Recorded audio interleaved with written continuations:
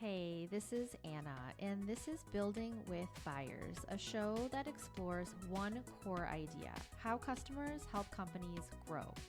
I talk a lot about buyers and customers, and marketing and growth, and honestly, whatever else is on my mind, because there's a lot going on, but only a few things that are really important. So let's get to it. Well, this is a little bit of a different episode, and I haven't done a solo episode in a while, so it is about time. Thanks for joining me. I have something I really wanted to share. It's been in the works since spring, and it is some research that I did. I really wanted to go beyond the surface level stuff we read on LinkedIn and truly get to the truths of what marketing leaders need right now. And so I talked to 18 CMOs, VPs of marketing, head of marketing, and asked the question. Really, the main question I asked was, what's your intense need right now? Like, what's really hard? And so I wanted to share. I wanted to create a podcast episode. I'll share the link to this report in the show notes so that you can read through it. But I wanted to just kind of add just a little bit of color and my thoughts on what I found. So 18 people, 14 industries, 9 hours of conversation. You're welcome. And so I wanted to start by saying that I actually used a skill that I created. It is called aha moment skill, is what I'm calling it. And so every conversation was coded on its own before looking for patterns. So each story stays intact instead of getting averaged into mush, which is, I think, the worst thing that's happening with some of the research analysis out there. And this skill also scores on across 5 dimensions. So number one, like strategic impact. Is it actually something that is really important to a marketer's role and strategy, marketing strategy? Frequency, of course, like how often did this come up? Did this theme come up? Emotional resonance, like people get emotional around this stuff right now. Marketing is very emotional, and marketing leaders have a lot of emotions to share. Actionability. So can we actually do something about this? And then finally, surprise. How surprising is this? Just kind of based on conversations that I've been having or things that we're talking about on LinkedIn, or just kind of does it come out of the blue? And so it's scored out of 25. And when you see the report, you'll see the scoring. And I also included quotes. No names. This is, of course, not sharing any names. It's just a analysis of what people shared with me. So one of the things, before I get into it, kind of a summary, is there's a mess. There is a mess that AI leaves behind. And of course, there are things going well. I asked that too, and I'll share what's going well. But the mess is around, what do we automate? How do we keep the team from being caught, the marketing team? How to hold a story together while the product and the tools keep changing. Product is able to launch new features. There's so many tools that we have yet to try or get better at using. And then finally, how to do it all without burning out. So there's one person that said it really well. Like the marketing role was always challenging in its own specific ways, but now it's just a little extra or a lot extra, depending on how you think about it. So first, what's going well? There are teams that are fully staffed and everybody's scoped to their role, and that's happening. Several folks I spoke to, they've hit or beat their numbers in a quarter where that wasn't necessarily a given. AI, I talked about the mess, but there's some payoffs too, like the research that used to take 3 weeks, you can get it done in 40 minutes. And customer and sales data is accessible, and there's a loop of accessibility, and everybody gets to the same answer faster. There's a lot that was mentioned, going well. So that's the bright spot. The hard stuff, let's get into the hard stuff, the intense needs. So I'm going to just call them out, and then we'll dive deeper into each one. Just kind of calling out the ones that were surprising to me first, I guess. I mean, I'm going to talk about visibility as AI answers replace search, as people stop there's zero click and attribution gets harder. And so, of course, I'm going to mention that. So that was kind of expected. I think I didn't expect as much around like story and references to what's important for product marketing. And I think that maybe that has to do with where the future is going for the marketing team and roles that are really critical. And so we'll talk about that. But that was interesting. So first intense need that came up over and over. Governance over AI. It's not just about adopting the tools. It's like, what are we actually doing here? We're not just trying these tools anymore. It's governance. It's figuring out what to spend your time on versus what not to spend your time on, because it can spiral in all sorts of directions if there is no governance. The next thing is having an answer to why buy it if we can just build it. So I think you probably understand where I'm going with that is we have these tools and we can actually build a lot more than we used to be able to build. And so is your product staying on the shelf or getting knocked off the shelf because someone can just build it and they don't need to buy? The third, a case for marketing's value before headcount gets cut. I think this was always the case. I think it's even worse now. We really need to focus on marketing our marketing internally and make it really clear, like, what are we doing and how are we hitting growth numbers and what is effective and what's not effective and what we're going to plan to do to change that. And it just needs to be a big focus is not just external marketing, but internal marketing. The fourth is what I mentioned as kind of a surprise that came up, a story that holds when product outpaces marketing. So product is releasing features all the time. This is launching and that is launching and this is new. And now we have agents and now we have MCP and now, right? And so we don't care as a buyer. We want to understand, how does it fit into my problem or my use case, not that there's a new feature every week. The fifth, room to lead and still do the work. So VPs and CMOs have always been managing people, right? That's a leadership role. And to some extent have always been kind of doing some of the work, but not to this extent. Like now we're testing these tools. We're playing around with Claude. We're playing around with how these MCPs are working. We're trying to figure it out alongside our teams. And so that creates some burnout because not only are you going to meetings, you have to have time for meetings and for leading and for checking the work that your team does, but also you need to be playing around and dabbling in these tools. And so that is leading to burnout. Visibility. The sixth is visibility as AI answers replace search. So GEO, AEO, earned media. That is the one that I wasn't as surprised about. I knew that it would come up because people are buying in a different manner today. And then finally, keeping human taste as editing becomes the bottleneck. And so what's happening now is we're so excited about these tools and we get the answer back in 30 seconds or 1 minute or 15 minutes or whatever it is. But it is 85% done and the rest is editing. And that editing is actually taking the same or longer amount of time and has to be done every time, right, to get it to 100%.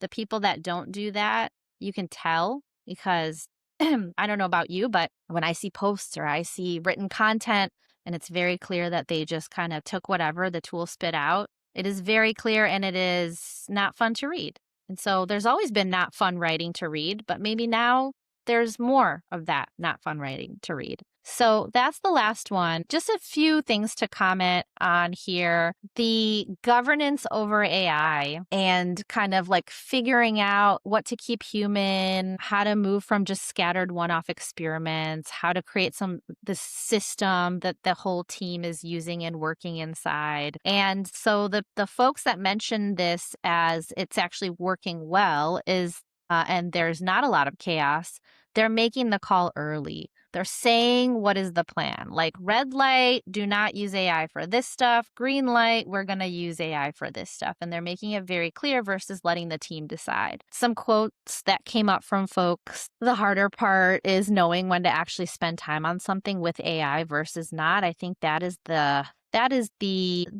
like the crystal ball we all want, right? You don't want to waste time going down that rabbit hole if it's easier to just ask the designer to create it, right? Or just write it yourself or whatever it is, right? And so, yeah, I think that this governance over AI is really on people's mind. It's an intense need. And so if you read in the report, you'll see kind of like what folks are doing about it. It's really about like making this an explicit decision about what AI is and isn't allowed to touch. The why buy it if we can build it, the next intense need. So needing an answer for that. So yeah, buyers are asking like, why am I paying for this tool if I could just vibe code this myself? And so it's not really just like the features. This is deeper than just features aren't a moat. It's like, is the product going to even survive if people can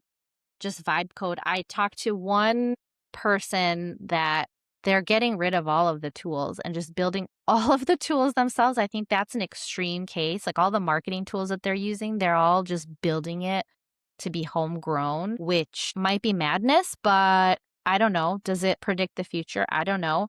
So I think where we are right now is we need an answer to that because buyers are going to ask it. Why should I buy your product if I can just build it? And you need to have like a very good answer for that. So the person I spoke to about just building everything themselves, he said, we got out of HubSpot, we got out of Webflow, we got out of all the marketing tools. We're just going to build it in-house. That's actually happening. I mean, these are like pretty complex tools. I'll stay in touch with him, see how that goes. But that's what I'm talking about. Why buy if you can build? And so that's that one. There's this idea of differentiation, right? And how important differentiation is to survive this time. Again, as a product marketer, always thinking about positioning and messaging and how to differentiate yourself. And I think there's something to be said about how important it is, how important story is and differentiation is at this time, right? But I also think there are other ways to win. And the more I think about it, it might be as simple as kind of like showing up at the right buying moments, like being remembered, being remembered because you are distinct from others. That's one way. Having, certain relationships, partner relationships, that ties back to like go-to-market strategy, having defensible outcomes, right? That people care more about today. What's the outcome versus just taking on another tool. And so your messaging really needs to be around the outcomes. That was always the case. I think it's just even more so today. And so being ready to those objections. The case for marketing's value, I don't know if I have anything to say here. We always had to make a case for marketing's value. Teams are getting smaller. Headcount requests hit like AI can do it wall. And in some companies, I mean, I've talked to folks where marketing is sort of, this might be an outlier too, but I pay attention to that because what if it becomes something that, continues to happen? Marketing is just being pulled apart and it's going into other functions. And so what happens when product marketing sits under product? What happens when, some other marketing role sits under sales? I spoke to someone that when they got hired, they always think about hiring two PMM roles. And one of them sits very close to product and the other one sits very close to sales. But they all still report to the, VP of marketing. So that's one way to conquer it. But in some places, maybe we'll see this more where the marketing team is being pulled apart into other functions so that they are very tight knit versus just sitting in their own little bubble. So I don't think I need to talk about this one. CEOs are seeing posts like, I have my AI doing the job of 5-person marketing team. So they're like, you don't need so many people. And you might have headcount get taken away from you. So that's something somebody said. Someone else said marketing as its own department, it's falling apart. You don't need a head of marketing anymore. I don't know if that's true. This might be like a swing that we experience and then it swings back. So there's one person that actually contradicted this idea. a head of product category leading company, head of product marketing, argues that should I be hiring more people and not less? Like, how do I think about AI spend versus headcount spend? And maybe AI is the reason to consider hiring more, not fewer, because now we have the ability to go far beyond like other companies with these tools. And so maybe the headcount trap is a trap. And it's not that once we have AI, we get rid of people. We actually bring in more people so we can do more with these tools. But that was one conversation, so take it with a grain of salt. This is the emotionally loaded one. The org chart is moving. I think people don't have a plan for it. And that is definitely an intense need, is to figure out how to make the case for marketing's value. And also, what does a new org chart look like? This fourth one, a story that holds one product outpaces marketing. So I think this is the one that surprised me. I didn't expect it, but I get it now, right? People's kind of started talking about brand and story is the last moat. Everybody likes to talk about the last moat. It's the last moat. Hold on, there's nothing left. But this is where it came up. And the idea here is we need somebody to help us talk to customers in a way that matters to them, and not just as we ship, as engineering ships on a weekly basis. And so at the same time, like pumping out endless content and having a ton of volume around content is not the goal here, even though it can be done much more easily today.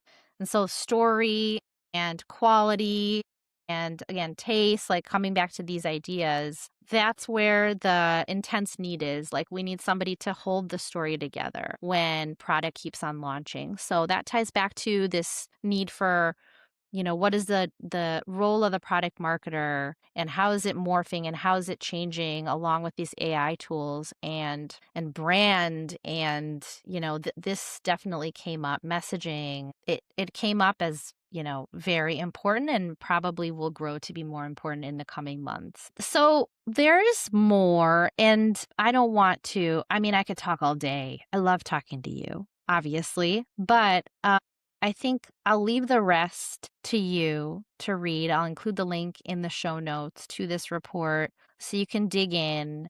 I loved talking to people. I'm going to continue doing this. I think that my analysis only gets better the more people I talk to. I do think 18 people is a good amount, 9 hours of conversation. I'll leave you with just like kind of the mood underneath all of this, sort of like a summary. People feel conflicted. Like, there are two ways, and it's always two things, right? When you have a lot to do, you feel two ways about it. Like, oh my gosh, I'm needed. I love this. I have stuff to do. But also, oh my gosh, this is overwhelming. I wish I had this. So there's always two ways. It's never just one thing. So two ways that people are feeling: excited by this, by the tools, by AI tools that lets you do so much, and also just like worried and worn down by the same thing. And there's, people that like to go on opposite sides, like, I am a cheerleader of AI, or I am so skeptical and I don't believe this stuff, right? It's two polar opposites. You see that on LinkedIn. Pick a side. But